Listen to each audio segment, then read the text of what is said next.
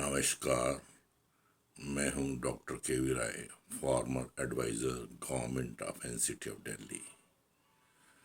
आज का हमारा टॉपिक है time bound delivery of services. ये एक ऐसा एक्ट है जो 2011 के अंदर दिल्ली सरकार ने पारित किया और इसका नाम है दिल्ली ब्रैकेट में right of citizen to time bound delivery of services act 2011। इस एक्ट के अंतर्गत दिल्ली सरकार ने दिल्ली वासियों को ये एक सहूलत दी है कि इसके अंदर जो भी नोटिफाइड सर्विसेज होंगी, समय समय पर नोटिफाई की जाएंगी, उनको समयबद्ध तरीके से आपको सर्विसेज प्रोवाइड की जाएंगी। ये एक ऐसा एग्रीमेंट उन्होंने दिल्ली वालों से किया है, सिटीजन्स के साथ किया है कि आप सर्विस के लिए अप्लाई करो और यदि हमने उसके लिए कोई समय सीमा बांध रखी है तो उसके अंतर्गत ही आपको वो सर्विस प्रदान कर दी जाएगी। अन्यथा जो भी अधिकारी या कर्मचारी इसमें सर्विस प्रदान करने में त्रुटि करेंगे या देर करेंगे या किसी अन्य तरीके से उसको रोकने का प्रयास करेंगे तो उसको दंडित किया जाएगा। उसको प्रतिदिन 10 रुपये प्रति एप्लीकेशन के हिसाब से एप्लीकेंट को मुआवजा देना पड़ेगा। ऐसा ये एक्ट जो है 2011 के अंतर्गत स्टार्ट हुआ और इसके अंतर्गत 2011 के रूल्स भी बनाए गए ताकि इस एक्ट को इम्प्लीमेंट किया जाए। ये एक्ट दिल्ली के अंदर 15 सितंबर 2011 को लागू हो गया।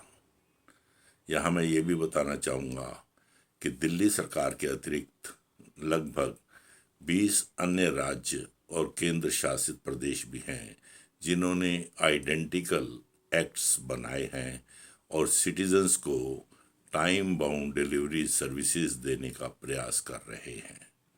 भारत सरकार ने भी अपना एक 2011 के अंदर बिल पेश किया था कि वो भी इस प्रकार की सर्विसेज टाइम बाउंड देने का प्रयास करेंगे, परंतु वो with the dissolution of the Lok Sabha वो बिल लैप्स हो गया। पर आज उस बिल को लैप्स हुए भी 7 साल से ज़्यादा हो गए, परंतु अभी तक ऐसा नहीं प्रतीत होता कि भारत सरकार में कोई विशेष एफर्ट किया जा रहा हो जिसके अंतर्गत उसको री इंट्रोड्यूस करके जल्द से जल्द ऐसा एनेक्टमेंट किया जाए। तो इस प्रकार लगभग 20 स्टेट्स और यूनियन टेरिटरीज ऐसी सुविधाएं दे रही हैं जिनके अंतर्गत समयबद्ध तरीके से आपको नोटिफाइड सर्विसेज दी जाएंगी। यानी कि इस एक्ट के अंतर्गत जो भी सर्विसेज नोटिफाइड हैं उनको देने का प्रयास करेंगे। सर्विसेज को नोटिफाई करने के लिए एक प्रोसीजर बना रखा है कि सारी सर्विसेज वो जो कंप्यूटराइज्ड मॉनिटरिंग की जा सकती हैं और हम उनको देने में सक्षम हैं, केवल उन्हीं को नोटिफाई किया जाता है। हर डिपार्टमेंट के साथ लिंक में रहता है और कुछ विशेष सर्विसेज जो रोज़मर्रा के काम में आने वाली हैं उनको वो मॉनिटर करते हैं। 2-4 महीने उनका अवलोकन करते हैं, एनालिसिस करते हैं कि हम ये सर्विस देने में कितने सक्षम हैं। जब हम एक उचित परसेंटेज के ऊपर पहुंच जाते हैं तो उस सर्विस को हम नोटिफाई कर देते हैं कि अब हम इस सर्विस को समयबद्ध तरीके से देने में सक्षम हैं। परंतु इसके अलावा हर डिपार्टमेंट को ये भी देखना होगा कि उसके पास कंप्यूटर की उपलब्ध सुविधाएं पर्याप्त मात्रा में हैं, इंटरनेट वहाँ पर्याप्त मात्रा में काम करता है, इंटरनेट सुविधा है कि नहीं है, अधिकारी और कर्मचारियों की संख्या पर्याप्त है कि नहीं है। क्योंकि यदि अधिकारी और कर्मचारी शॉर्ट सप्लाई में होंगे तो सुविधा को प्रदान करना टाइम बाउंड तरीके से बहुत मुश्किल हो जाएगा और झूठे वायदे भी करने का प्रयास नहीं किया जा सकता क्योंकि यदि झूठा वायदा करेंगे तो हमारे कर्मचारी और अधिकारी ही उसमें दंडित होंगे और दंड प्रक्रिया में उनको पल्ले से पैसे देने पड़ेंगे। इस प्रकार ये कॉम्प्लिकेटेड सा मैटर था जिसको लागू करना इतना आसान नहीं था। फिर भी दिल्ली सरकार ने अब तक 560 के करीब ऐसी सर्विसेज को विभिन्न विभागों में आइडेंटिफाई किया है ताकि हम टाइम बाउंड डिलीवरी सर्विसेज आप लोगों को दे सकें।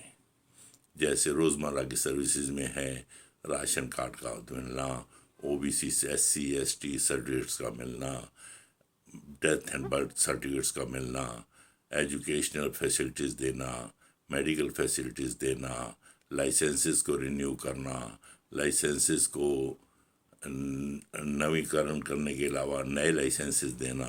जहाँ जहाँ हम इस बात में सक्षम हो पाए कि हम उस सुविधा को अब जो है समयबद्ध तरीके से देने के लिए सक्षम हैं, तो हमने उनको सूचीबद्ध करके 560-61 सर्विसेज अब तक इंक्लूड कर ली हैं। ये बेसिकली वही सर्विसेज हैं जो जनता रोज़मर्रा की सेवाएं मांगती है और इन सेवाओं को देने के लिए गवर्नमेंट ने इसका नाम ESLA रखा है, electronically provided services legal agreement, service legal agreement, जो कि इलेक्ट्रॉनिक माध्यम से प्रोवाइड की जा रही हैं। जब भी कोई एप्लीकेंट अपना आवेदन इन 560 सर्विसेज में देता है तो उसको एक 10 डिजिट का ESLA नंबर दिया जाता है ताकि वो स्वयं भी इन सर्विसेज के बारे में अपने वेबसाइट पे जाकर देख सके कि उनकी एप्लीकेशन का स्टेटस क्या है। यानी कि एप्लीकेंट भी उसको मॉनिटर स्वयं भी कर सकता है कि उसकी एप्लीकेशन का आज की डेट में क्या स्टेटस है। स्टेटस रोज़ अपडेट होता रहता है, समय समय पर अपडेट होता रहता है जैसा कि रिक्वायरमेंट हो।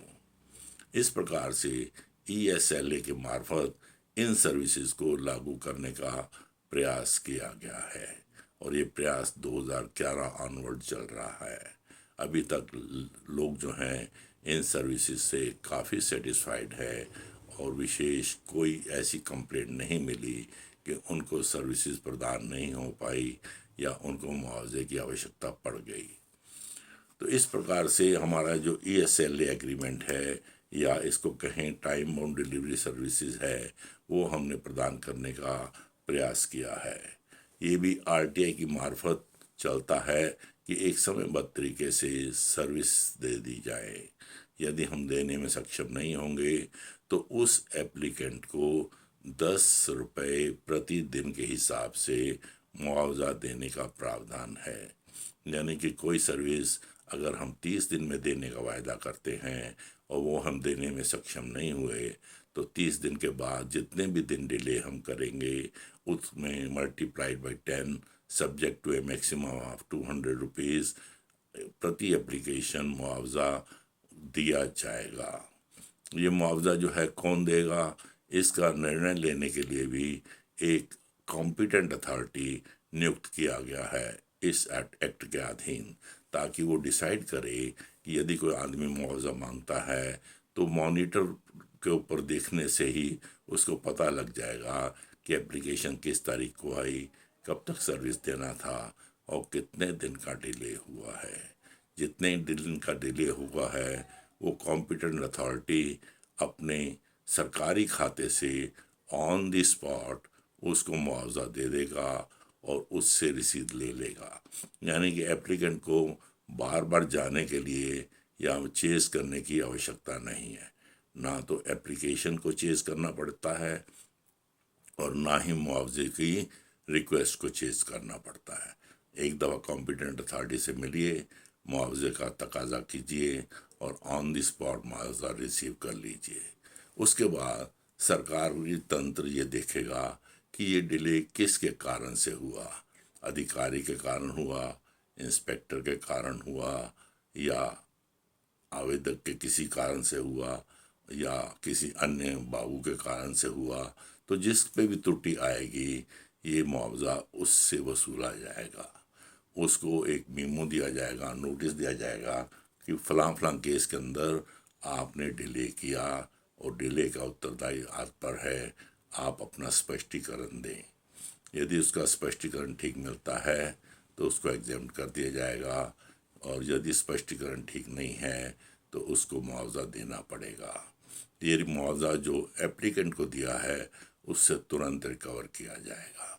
इसके अलावा यदि वो अधिकारी या कर्मचारी जिससे हम मुआवजा मांग रहे हैं वो फील करता है कि उसको अपील में जाना है, तो आरटीआई की तरह से हर विभाग में इस एक एपेलेट अथॉरिटी को भी नियुक्त किया गया है जो उस अधिकारी या कर्मचारी की अपील को सुनेगा।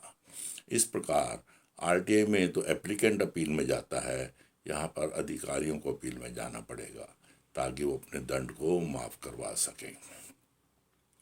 तो ये एक ऐसा तरीका है जिसके माध्यम से जनता को टाइम बाउंड सर्विसेज देने का प्रयत्न किया जा रहा है। एप्लीकेंट को चाहिए कि वो जब भी अपने आवेदन इन सर्विसेज के लिए दे तो पूरे डॉक्यूमेंट्स सबमिट करे ताकि उसकी एप्लीकेशन रिजेक्ट ना हो पाए, और जब इंस्पेक्शन वगैरह के लिए आए तो उसके साथ भी पूरा कोऑपरेट करें ताकि उसका इंस्पेक्शन वगैरह भी समयबद्ध तरीके से हो सके और उसके लिए वो स्वयं उत्तरदायी ना माना जाए। इस प्रकार से एप्लीकेंट का भी इसके अंदर बड़ा रोल है, वो भी अपने आवेदन देने में प्रॉपर सर्विसेज को यूज़ करने के लिए डॉक्यूमेंट्स प्रॉपरली पेश करे, सबको सर्टिफाइड कॉपीज़ दे और इंस्पेक्शन में भी मदद करें।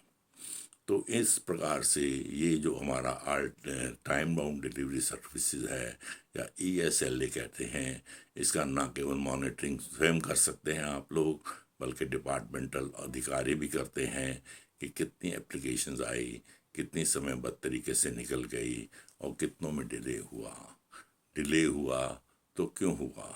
वहाँ कंप्यूटर की कोई असुविधा थी, नेटवर्क की कोई असुविधा थी, स्टाफ की कमी थी या कोई और रीज़न था, फिर उन रीज़न्स को रिमूव करने का भी प्रयास किया जाता है। तो इस प्रकार से हमारा ये 2011 का जो एक्ट है जनता को आरटीआई के तरीके से सुविधाएं टाइम बाउंड डिलीवरी सर्विसेज में देने का प्रयास करता है। इसके अंतर्गत अभी तक मैक्सिमम जो फाइन दिया जाना है वो 200 रुपये तय किया गया है और 10 रुपये प्रतिदिन के हिसाब से डिले होने पर मुआवजा दिया जा सकता है। इसका स्टेटस आप वॉच करना चाहें तो ESLA की वेबसाइट पे दिल्ली गवर्नमेंट की आप 10 डिजिट का अपना नंबर डालकर उसका लेटेस्ट स्टेटस ले सकते हैं। और हर दफ्तर का जो कॉम्पिटेंट अथॉरिटी है, एपेलेट अथॉरिटी है, वो भी नोटिफाइड कर दिए गए हैं और उनका ये काम है कि वो आपकी रिक्वेस्ट को तुरंत हल करेंगे। कॉम्पिटेंट अथॉरिटी तुरंत देखेगा, डिले हुआ है तो मुआवजा ऑन द स्पॉट आपको दे देगा। इसके बाद मुआवजा कैसे रिसीव करना है वो एक इंटरनल मैकेनिज़्म है जिसके बारे में मैंने थोड़ा सा आपको ज्ञान दिया। एप्लीकेंट को ज़्यादा भाग दौड़ ना करना पड़े, बार बार डिपार्टमेंट में ना चेज़ करना पड़े, बार बार डिपार्टमेंट में ना आना पड़े, इन चीज़ों को नज़र में रखते हुए इस सुविधा को प्रदान करने का प्रयास किया जा रहा है। पब्लिक अथॉरिटी जिनमें ये लागू है वो हमारे दिल्ली गवर्नमेंट के सभी कार्यालय हैं, सभी अंडरटेकिंग्स हैं, सभी ऑटोनमस बॉडीज़ हैं, जो भी दिल्ली गवर्नमेंट का इंस्टीट्यूशन पार्लियामेंट के एक्ट से बना हो या लोकसभा या हमारे असेंबली के आर्डर से बना हो, उन सबको भी इसमें शामिल किया गया है और इसका नोटिफिकेशन समय समय पर निकलता रहता है कि नई सर्विसेज कौन सी प्रदान कर दी गई हैं जिसको लोग चेज अप कर सकते हैं। अभी तक 3-4 नोटिफिकेशंस इशू हुई हैं। 13 दिसंबर को हमने ये नोटिफाई किया था, उसके बाद 4 अक्टूबर को नोटिफाई किया गया 2021 में, उसके बाद 22 दिसंबर 2021 में नोटिफिकेशन की गई।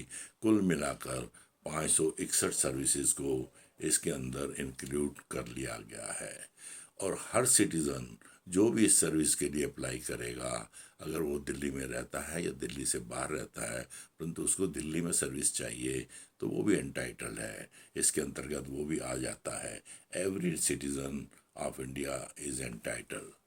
इसके अंदर लाइबिलिटी सरकार की है कि वो प्रॉपर सुविधाएं उपलब्ध कराए, प्रॉपर मैकेनिज्म उपलब्ध करे, इस सिस्टमेटिक मॉनिटरिंग करे और जो डिले हुआ उन डिले के कारणों को देखे और भविष्य में ऐसी डिले ना हो पाए। तो मॉनिटरिंग भी इसके अंदर बहुत ज़रूरी है, जो समय समय पर हर रोज़ की जाती है और देखा जाता है कि कौन कौन सी एप्लीकेशंस पड़ी हैं, क्यों डिले हो रही हैं और इसके लिए कौन उत्तरदायी है। साधारणतः लोग 10 रुपए के लिए प्रयास नहीं करते, परंतु हमने एक कॉन्फिडेंस बिल्डिंग मेजर के रूप में इसको लागू किया है, ताकि लोगों को कोई असुविधा ना हो और उनको श्योरिटी हो कि ये मेरा काम इतने दिन में हो जाएगा, प्रोवाइडेड उसके डॉक्यूमेंट्स कंप्लीट हैं और वो उस सुविधा के लिए एलिजिबल भी है।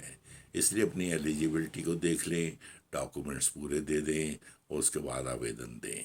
यदि आपका आवेदन एक्सेप्ट हो जाता है तो इसका मतलब आप उस सर्विस के लिए एलिजिबल हैं और हम आपको सर्विस टाइम बाउंड तरीके से देंगे। इससे एक सेल्फ कॉन्फिडेंस बिल्डिंग करने के अलावा जो मेन मकसद है वो है मिडलमैन और टाउट्स को रिमूव करना। साधारणतः अगर आपका कॉन्फिडेंस बिल्ड हो जाता है तो आप नेक्स्ट सर्विस के लिए किसी मिडलमैन या टाउट पर नहीं जाएंगे, क्योंकि आपको पता है कि यदि आपका आवेदन ले लिया गया तो वो समयबद्ध तरीके से निपटा भी दिया जाएगा और निपटाने के बाद आपको सर्विस जो है टाइम वन तरीके से मिल भी जाएगी। ऐसा इसलिए किया गया है कि करप्शन कम हो, सरकारी मुलाजम को अकाउंटेबल ठहराया जा सके और तीसरा इस काम में ट्रांसपेरेंसी भी आ सके। ये नहीं कि बाद वाले केस जो हैं वो पहले निपट जाएंगे और जो पुराने केस हैं वो पेंडिंग पड़े रहेंगे। इसलिए हर बाबू, हर इंस्पेक्टर, हर अधिकारी को एक कॉन्जिक्यूटिवली देखना है कि जो भी एप्लीकेशंस वो डिस्पोज ऑफ कर रहा है वो सीरियली कर रहा है या डेली बेसिस पे कर रहा है या वीकली बेसिस पे कर रहा है, कोई उसके अंदर कोई ज़्यादा डिले ना हो। ये ना हो कि एक एप्लीकेशन आज आई वो तो डिस्पोज हो गई और कोई एप्लीकेशन 30 दिन से पड़ी है, उसके ऊपर कोई कार्रवाई ही नहीं हो रही। तो इसलिए ये भी प्रेशर पड़ रहा है स्टाफ के ऊपर कि वो अपना डिस्पोजल का जो है प्रगति को स्वयं देखते हैं कि कौन कौन सी एप्लीकेशन है उनको समयबद्ध तरीके से डिस्पोज कर दिया जाए और पेंडेंसी जो है वो कम से कम उनके पास रहे। अब जो लोगों का प्रेशर पड़ता था, अधिकारियों का प्रेशर पड़ता था कि इस एप्लीकेशन को तुरंत निपटा दो, उसके अंदर भी प्रेशर कम हो गया है, क्योंकि उनको पता है कि लेटेस्ट एप्लीकेशन से पहले हमें पुरानी एप्लीकेशनों को जल्दी डिस्पोज करना है ताकि जनता को सुविधा टाइम पर मिल सके और कॉन्फिडेंस बिल्डिंग मेजर जो है ये कामयाब हो सके। धन्यवाद। नेक्स्ट वीडियो में मैं किसी और टॉपिक पे बात करूँगा। Thank you very much.